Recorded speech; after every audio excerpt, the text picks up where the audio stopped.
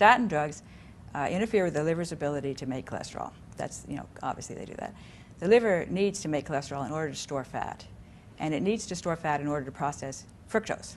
And fructose, of course, high fructose diet is a huge problem. The liver can't process fructose anymore because it can't store it as fat with the statin, because it can't make the cholesterol. Now somebody else has to take care of the fructose, because fructose is really bad. It's much more glycating I didn't realize damage. there was another alternative for detoxifying fructose other than the liver. Yeah, well, so there is, and it's the muscle cells that will rescue the body. And what they do is they go into anaerobic metabolism, because you cannot handle fructose in the context of aerobic metabolism. You're going to get glycation damage, you're going to get oxidation damage, it's going to be a mess.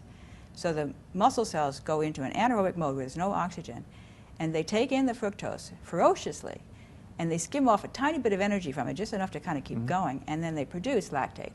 So they basically convert the fructose into lactate, and the lactate fuels the heart and the liver. So the skeletal muscle cells make a heroic sacrifice in statin drug therapy in order to rescue the heart and the liver.